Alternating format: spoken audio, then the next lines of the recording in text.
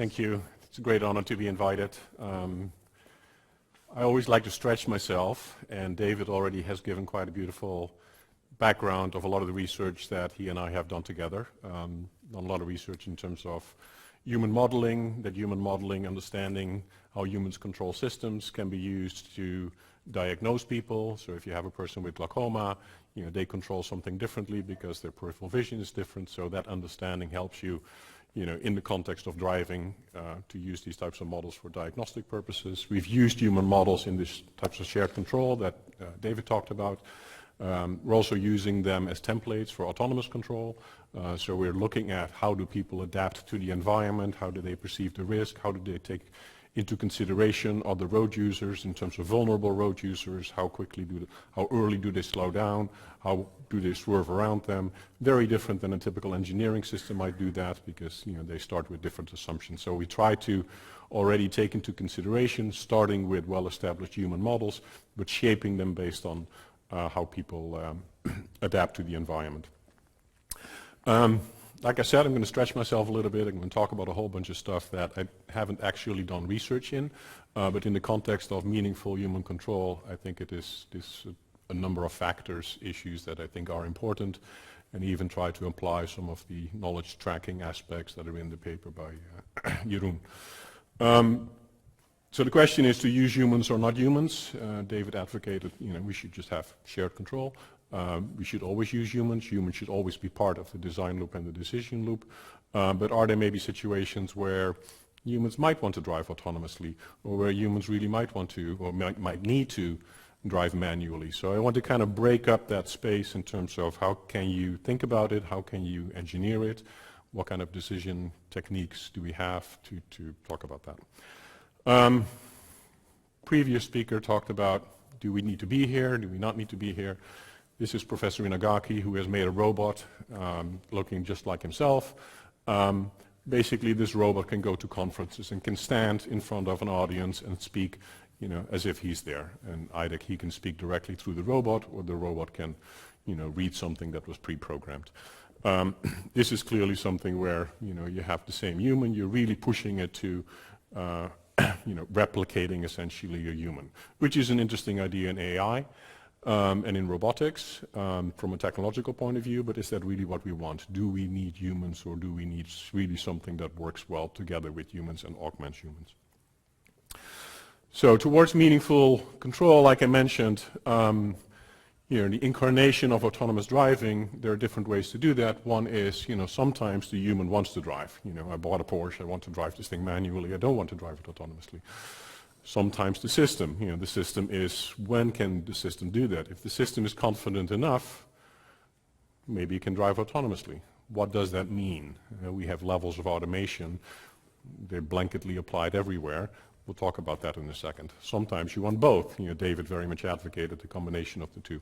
And sometimes it's very much a fused symbiotic relationship. David didn't really touch upon that, but when you couple a human and a machine, you have this symbiosis where you can teach each other, you can nudge each other, you can protect each other, and together you learn, under what circumstances is the robot machine maybe better, under what circumstances is the human better, and the human can teach the robot and vice versa. So it's a beautiful mechanism, very much the way we interact with humans. We challenge each other, we teach each other, we nudge each other, we protect each other. So the question really is when to use what mode. I don't have to walk back and forth each time I have this thing. One thing that already came up is this notion of bounded rationality. We don't know everything, and do we even need to know everything?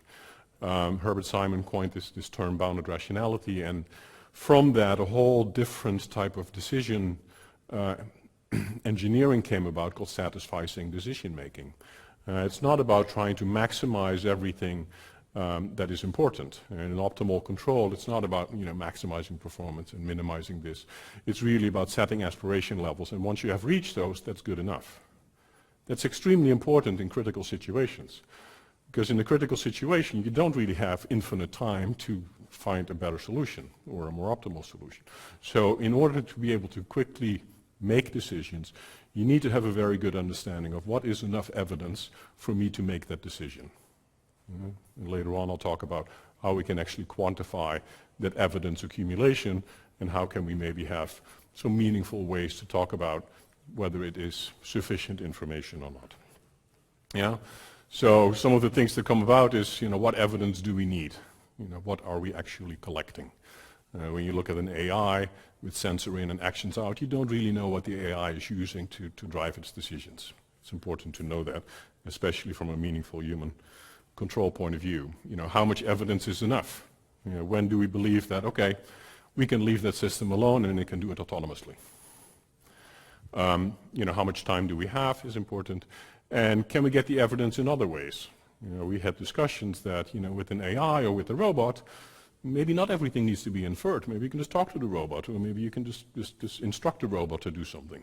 So there are all forms of interaction that from a technological point of view, we try to make these things as autonomous as possible. But if you switch back to make them more social and interactive, you have a whole way of exploring other ways to teach that robot, and it's called epistemic probing. You also see that as cars come to an intersection, you nudge a little bit forward to see how the other one responds to that. So you probe the system. Sometimes you just want to have more information, really augmenting the human. This is Neil Harbison. He's one of the first cyborgs, or the first cyborg recognized as a cyborg, where his visual system was enhanced. He's colorblind. He only sees one color. So he put a camera on his head, and now he can see from infrared through ultraviolet. And he has a perception of the world that's much richer, or different at least, than what other people have. So here you have technologies directly integrated with the person. And if you have all this AI symbiotically working with you, that's very much what it feels like. It's this greater consciousness that we can all tap into, for example. So to use a robot, not use a robot, we talked about closed environments where we can do quite a bit. We can predict everything. We can control everything. Like this hotel in Japan, it exists. You can go there. You're served by a dinosaur. It's wonderful. But in an open environment where we can't understand everything, we need to have a much richer way to actually talk about what does it mean to send my child with a robot to school. Are there conditions under which I would accept that? Are there conditions under which not? So context might become very important. This is one of the most ugly slides I ever created. I think about changing it all the time, but I don't think I will. It's really just a capturing of coupling a human at the top with a machine, and you see the duality. When humans interact, there's all kinds of ways in which we share information and mimic each other and cooperate, etc., etc. There's essentially a very large duality. If we have that duality also with a system, all the benefits you have of how you interact with the human, you can also have with the system, and vice versa. As I mentioned, the learning, the sharing, the nudging, the protecting. One of the issues that has been discussed in aviation, and aviation has looked at automation for a much longer period than driving, and a lot of the research we're doing right now comes directly out of automation, which is a whole different domain. But one of the issues is handover, like in a rejected takeoff, an engine fails or an engine catches on fire. Do you abort a takeoff or do you slam on the brakes? It all depends on the speed you're going at, the length of the runway. There are a whole bunch of factors that come into the picture. Does the human trust the sensor systems? Is the system, sufficiently aware of its own limitations? Does the system actually have a good understanding of the, dynamics of the airplane with the weight that's in the airplane, et cetera, et cetera? So all these different factors. And Professor Inagaki looked at this problem and brought to bear a technique called Dempsey-Shaver evidence theory to combine all these different bits of evidence into a decision, whether to take over or not. So how to bring all these different factors into consideration. I want to focus on that a little bit. Before I do that, trust is a very important aspect, and trust is a very dynamic aspect. When you start interacting with a machine, you have some sort of a priori trust in how you interact with it. I believe that this person, this robot, is capable of all kinds of wonderful things, and then when you interact with the robot, maybe it doesn't quite work out, so your trust very quickly dies. Whereas this child has the same technology built in, your expectations are a lot lower, and you interact and you build this mutual understanding that is much better calibrated to where you ultimately end up. And that's the same thing with technology. How do the companies present this technology? How does the media react to one little failure that might happen? And we all believe autonomous cars are absolutely awful. For every autonomous car crash, I could also look at 10,000 poor kids that were killed by drunk drivers, for example. Yeah? Maybe not 10,000, but a few hundred that would be killed at the same time. So it very much depends also how the media presents this information to us. I'm not saying autonomous cars are safe. Very much with David in terms of this whole shared control is much better. But we can definitely control that. So when I read the paper on meaningful human control, there's a lot of stuff in there. And this morning it was mentioned that it was too early in the morning to dive into this math. So I think everybody is awake enough now, so perhaps we can do that a little bit. And there's a notion called truth tracking. Yeah? So all kinds of aspects of truth have to be true. And let's talk about that a little bit. So if you have a particular fact, say the system is safe, and a belief whether the system is safe. Yeah? So then you have 4 conditions that essentially need to be true for the system to be truly trackable in knowledge and have all the aspects. So that basically means that if the system is truly safe, then you believe that it's safe. If the system is not safe, then you believe it's not safe. And then also the reverse, where if your belief is that the system is safe, then it is actually safe, and vice versa. And then you can extend that where you have these beliefs that then ultimately relate to actions. Yeah? So some of the practical implications are that you need to actively establish evidence for these different facts. Yeah? In order for you to have a belief whether it's true or not, there are 2 directions you can go. You can a priori assume that, or you actually base it on some knowledge. That knowledge might come from somewhere else. That knowledge might come from the trust you have in a company, et cetera, et cetera. But there's some evidence that need to be established. And the same thing, evidence for not safe. And then use this evidence to essentially build a belief structure about safe and not safe. So you're interacting with the system. Sometimes it works, sometimes it doesn't work, and in the end you end up with something that I'm not quite sure, or yes, I trust the system completely or not completely. Yeah, and then you combine these different belief structures into a belief that you have, whether the action is meaningful or not, or safe to perform. And the action depends on your confidence in your beliefs about these facts, whether you have evidence for it being safe or not safe. Yeah? And then there is this notion which taps into this whole satisficing approach, is you can act now, or you can wait a little bit and collect more evidence. You see a lot of systems where you just wait a little bit longer, you collect more evidence, and you can base your information on better knowledge. So when you talk about this evidence accumulation and finding out whether it's safe or not, there are different policies that you can adopt. Yeah? There is a policy that's safe until proven unsafe. So you a priori assume that something is safe until it's proven unsafe. I'll show you an example in a second where that was very catastrophic. Or you believe it's unsafe until proven safe. Some of you might recognize that we have very similar things in the different jurisdictional systems in different countries. Like in the US, you're innocent until proven guilty, but in Mexico, you're guilty until proven innocent. So they put you in jail, and then it's up to you to prove that you're not guilty. It's very similar to this. Yeah? This seems very silly. This is what we also do. Okay. So now we have the need to understand whether a system is safe or not. How do we do that? There are 2 techniques. This morning, Judea Pearl was mentioned with his book Causality. He is very much a believer of Bayesian networks, and Bayesian networks have been extremely useful or extremely powerful, but are they really most easily interpreted by humans?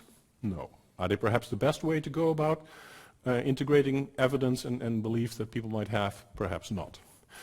Dempster and Schaefer, back in the 50s, came up with this possibilistic technique, and then later was coined after them Dempsey-Shaver evidence theory. Think about this particular case. A murder was committed, and you have some evidence that this particular person is the murderer. Your evidence is 0.4. The whole structure is just like probabilities, has to add up to 1, etc., etc. I'll go through that in a second. In a probabilistic approach, or the Bayesian approach, and the one that we're all familiar with and taught, how many of you are actually familiar with Dempsey-Shaver evidence theory? Okay, just 4 or 5. In the Bayesian approach, you have probability that this person is a murderer is 0.4. Well, that means there's a probability of 0.6 that he's not a murderer. Well, what does that really mean? Do we have any evidence that he's not a murderer? No. We only have evidence that this person is a murderer. And the rest is just a mathematical convenience. So what Dempsey-Shaver evidence theory tells us that, okay, we have some evidence that it's a murderer, and the rest is our what's called frame of discernment. What are all the options that we have in what we're trying to decide? So it's either safe, or it's not safe, or it's both. Yeah? So the rest of the total belief that you need to assign, which is 1, is 0.6. So 0.6 is either a murderer or not a murderer. Yeah? This is important because we have hard evidence that this person is a murderer, and we have a possibility, and that's why possibilistic, that this 0.4 might become 1 if the rest of the evidence we collect all points in this direction, or it might be conflicting where there might be additional evidence. Yeah? So don't have to go through the whole thing here, but essentially it's you have a frame of discernment, which is safe, unsafe, or the combination of the two, which is the power set. You have a particular assignment function. You have a way to combine these assignments, which is just if you have a belief structure, you can have 2 experts providing evidence, or you can already have an a priori belief for yourself, and then you get new evidence, so you combine the evidence that you bring in with what you know already. And you do that in essentially this way, you know, whatever A and B you have evidence for, which are part of the power set, as long as, you know, the one you're trying to compute, like safe, for example, has, this might be safe and this might be both, you can combine them this way. And then you have a null set where you might have evidence for safe and evidence for unsafe, which is a conflict. Yeah. The interesting thing is that conflict is actually a very nice construct.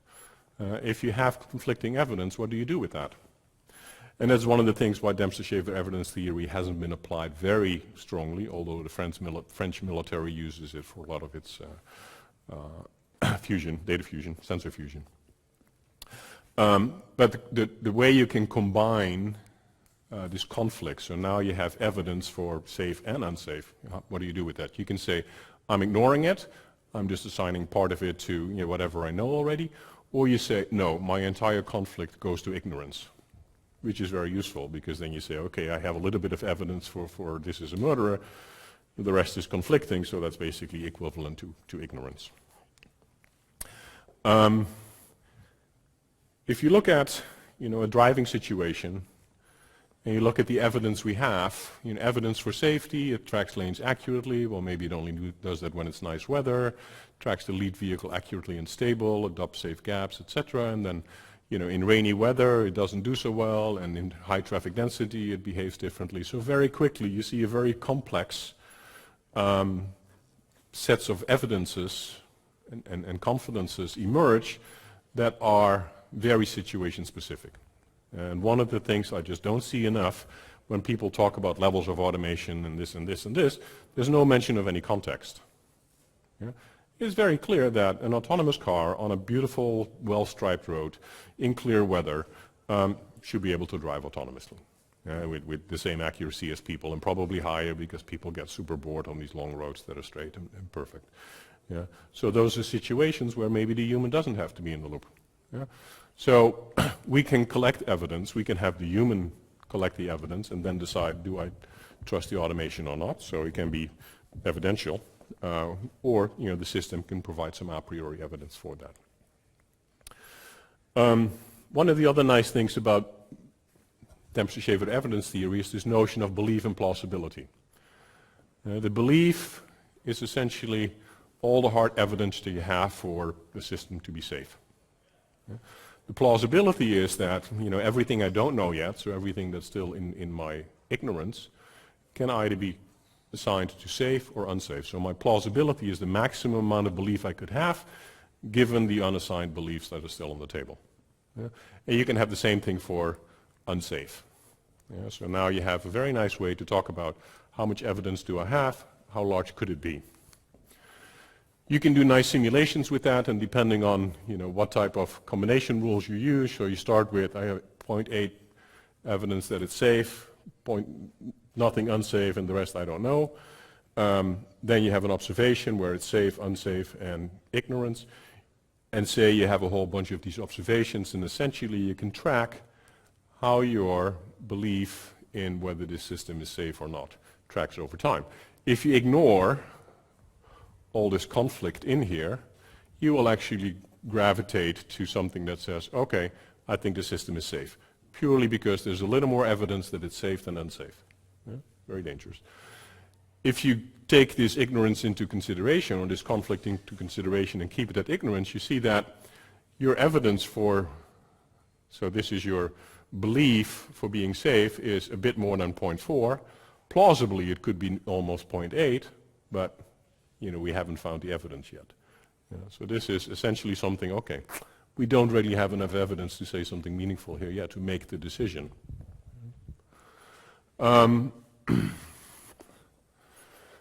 So there are two policies, safety policies that NASA employed. One is safety preservation. Of the two of the ones that can be considered, NASA employed the fault warning one, where the safety preservation is it's unsafe until proven safe. So if you don't know whether a system is safe, you just assume it's unsafe. Yeah? So, and this, again, very much depends on conditions. So you operate only when evidence for safe operation is sufficient. Makes a lot of sense, right? And then you can turn it into temperature-shaped evidence theory, where this is purely based on the belief that you have in safety, all the evidence that accumulates to that. Fault warning is safe until proven unsafe, so shut down only when there's sufficient evidence for unsafe operations. Operate unless evidence for unsafe operations is sufficient, and this is based on the plausibility of safe, which is 1 minus belief, which is always a much higher number. Yeah, so in this case, you would much more often go. So if you look at this Challenger accident in the 1980s, 86, so they adopted the safety control policy, safe until proven unsafe, but the context within which they launched that morning, they had never experienced before. It was very cold, and they had no evidence that the O-rings would be brittle in that situation, but because of this policy, they decided to go. Had they understood that, okay, there are contexts, now it's freezing, we don't have safety, and they had adopted the other safety policy, this thing would have never launched. Yeah? So again, context is very important. We can't just think this thing is safe under all conditions. It has to be very contextual. And again, I don't really see that enough. And systems might be very aware of their own confidence in particular contexts, whereas in others they might be completely uncertain about their own confidence. So the effect of meaningful human control, there are two aspects. One is tracking knowledge, so reason responsiveness, and tracing ownership. I want to focus a little bit on the tracking. And so the issue is that unsubstantiated evidence was not used instead of factual knowledge. Yeah? So unsubstantiated evidence, there was basically no evidence that this thing was safe. Yeah? The adopted safety policy created an a priori belief that the system is safe. Yeah? So again, people make assumptions without evidence, and I think that happens a lot. We step in a car and we pretty much believe it's safe. And we have no way to really try except for, micromanage this thing, but like David mentioned, after 10 minutes, we can't do that anymore. We just don't have the mental capacity to monitor something that basically works pretty well. So if you think about this tracking for the Challenger task, so the fact is that the system is unsafe. 1 second here. Yeah, so the system is unsafe. This is a fact. The system is unsafe under freezing launching conditions. It's a new context that was never experienced. The belief that we have is the system is safe under freezing launch conditions without counter evidence. So we're basically completely context agnostic.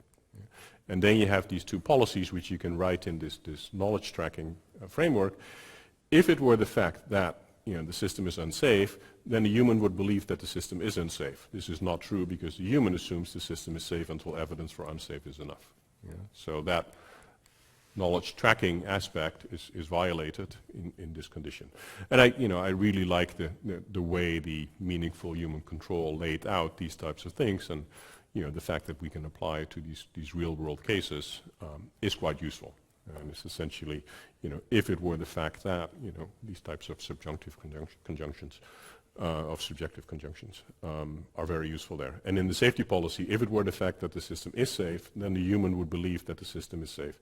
So it's also not true, because the human assumes that the system is unsafe until evidence for safe is enough. So both policies have an issue. So essentially that suggests, from this truth tracking point of view, that any policy not grounded in evidence collection is basically doesn't satisfy the truth tracking criteria of meaningful human control. And any policy not sensitive to context specific evidence also. And also we have that in autonomous driving. Again, there are lots of situations where the systems might be perfectly safe, but if you look at these types of conditions, totally acceptable, but would we drive our Tesla here the same as there? Well, some people might, depending on what they actually know about the system. It thinks, okay, it drives here, it drives, as a whole, not understanding the technologies at all or the limitations they might try it here. And the same thing, if you look at the Daimler perfect image of what autonomous driving utopia looks like, the lighting conditions are perfect, there are no hard shadows, there's no rain, there's no snow, there's nothing. Everybody perfectly walks in the center of the sidewalks, et cetera, et cetera. Yeah. In this condition, it works very well. So if we train everybody in society perfectly, we might be able to do autonomous driving. But this is more like the real world. In that same context, and this picture, similar picture has popped up, we have these levels of automation. We have the same thing with, okay, let's go back to that in a second. These levels of automation that have been proposed for different decision support systems, for different automated systems, where it's essentially, the computer offers no assistance and the human does it all, to, the computer executes a suggestion if the human approves it, etc. So the human gets brought into the loop more and more, depending on some rule. Where that rule specifically comes from, whether it's the engineer saying, okay, we don't trust the system well enough and the human really needs to have the final authority, or whether it is the responsibility issue.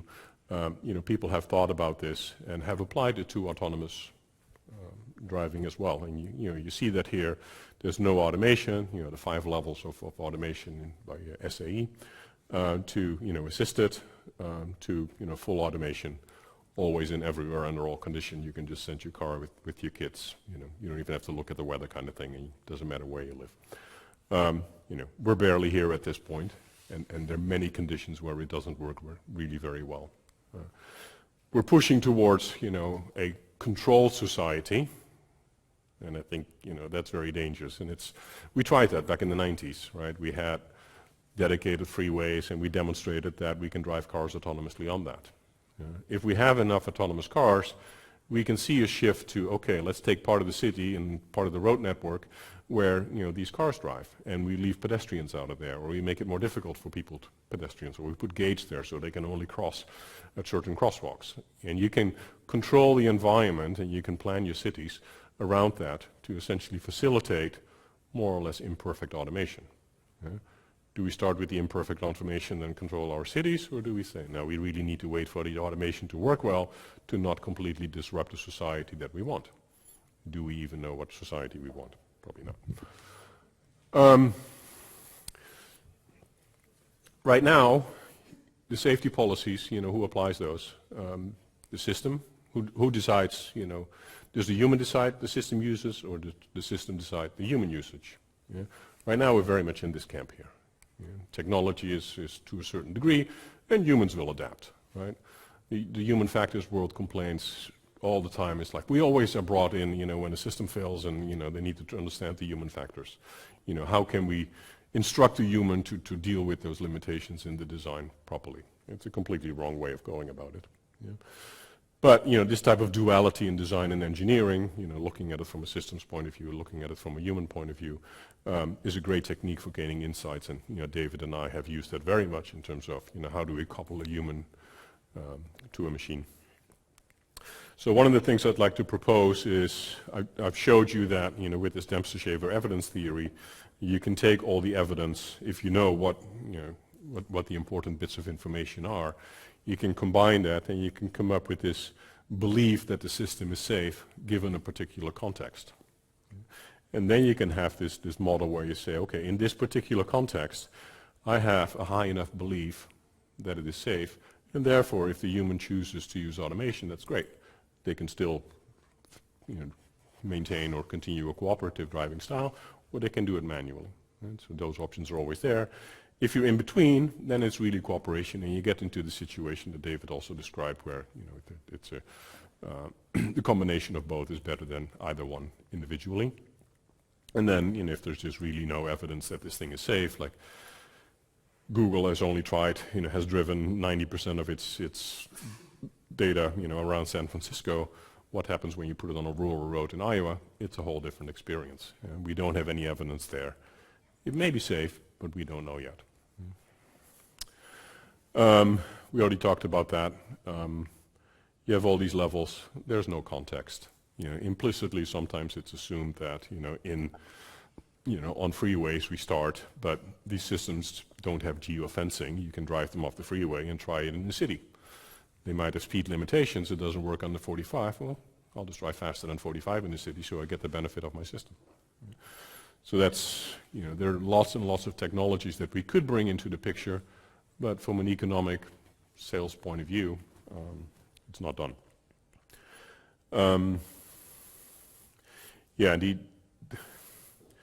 The other thing that has been mentioned a little bit is systems need to become self-aware.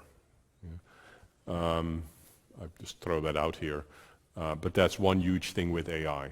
How capable is AI of saying, okay, I'm very confident to recognize, this group of people, or to drive autonomously in this situation, or, take over in the critical crash situation in that condition.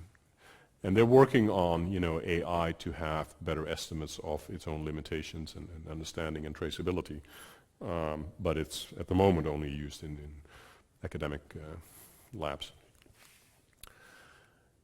So leave with the same note that, David, there is so much uncertainty and so many things we don't know, and even so many engineering techniques that we still need to try what works best in terms of how to build evidence and combine that there's a symbiotic cooperation, and even using the human to teach the automation. I'm surprised not many more car companies do that, but it's also partially because you don't really know where that goes to, and then you need to have a watchdog around that. Who's going to design the watchdog? So it's a catch-22. Thank you. Thank you. Thanks, Erwin. So we have time for a couple of questions, of course, with the box. Who may I invite? Oops, sorry. Thank you very much. Here you go. Yeah. Okay, that was you, sorry. Yeah. Thanks so much for your talk. That was very inspiring. So I have a question. We've been recently trying to put meaningful human control inside a classic control loop. One of the things we have been smashing our heads against was quantification of the many normative values that are sort of implicitly included in the meaningful human control theory. So all the knowledge, the moral knowledge and awareness of a certain user agent in the system. Even like things that are potentially easier to quantify, like safety. Do you have, since I have seen sort of you have decisional structures and theories, do you have suggestions on how to get to those 0.8 certainty or belief that something is safe or it isn't? So how do you get to the quantification of certain particular values that you're assessing? Yeah. It's extremely hard, and in some ways it's really to explore it in the real world, and that's the difficulty. Many of these systems can't really be evaluated unless you throw them out in the real world, with the snow and the variability, etc., etc. And that's why it's an infinitely more complex problem than the closed systems in which we had AI and robots living. But we've thought a lot about what does it mean to be safe, and one of the aspects is that the human has time to take over. And we have had workshops in the domain of honest evaluation. So all of you who have designed systems probably generally evaluate them within the context within which you designed them. You never really test them outside that context. So honest evaluation is to recognize that people actually use it outside that context and see what the implications are there. Sensor failure in an autonomous system is very detrimental if the human isn't connected. It just takes the human way too much time to respond.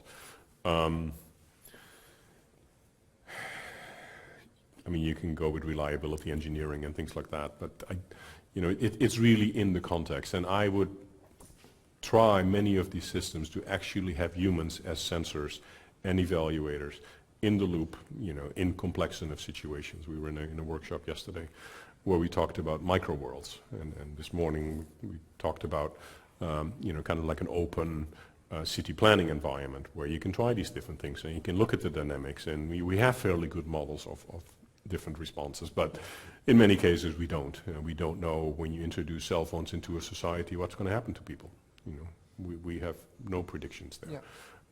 So in some ways it's very hard to have meaningful human control and evaluate that because we don't really know what the impact of society. It's good to think about it and have everybody think about it, and a lot of mistakes will be avoided, but at the same time the implications and the dynamics and the shock waves that it throws into society are very unpredictable.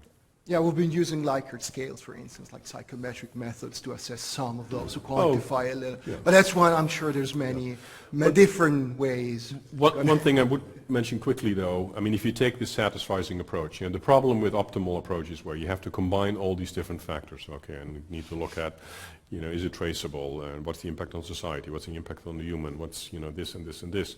You have a weight on all of those and you try to maximize that. As a control engineer, one of the things I always say that for every behavior there is a criterion that makes that optimal. Because you can change your weights and then it's optimal again. So if you take a satisficing approach where you have all the stakeholders say, this needs to be met, and then unless that is met, it's not good enough. Right? Doesn't matter if there's a trade-off with something else, no. So if we can establish these trade-offs and then take a satisficing approach, I think that's a much more tractable problem than going with something like an optimal approach. And we've done that for flight planning and things like that with noise cancellation. Thank you. Can you throw the box to the right-hand side, to Gerhard? So with control theory, you are already sort of in a system where, as you indicated with your formulas, you operate with truth and so on. Let's take as an example the 737 MAX.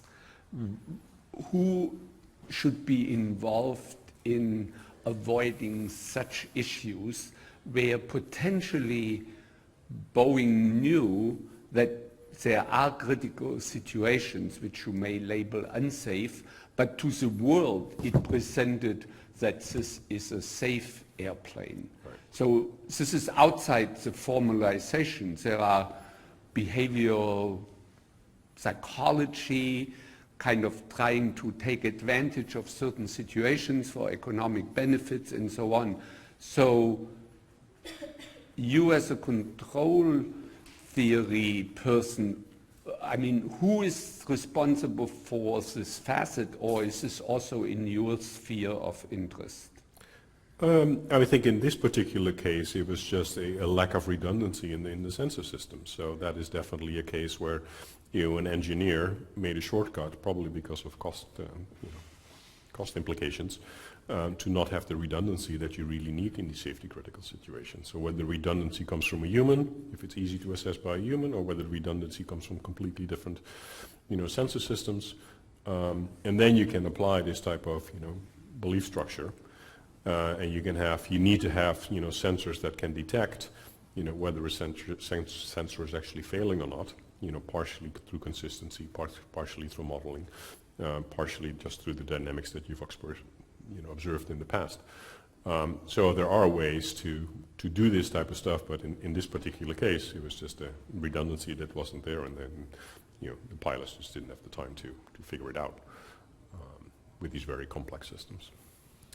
Thank you very much, Erwin. Let's thank the speaker again.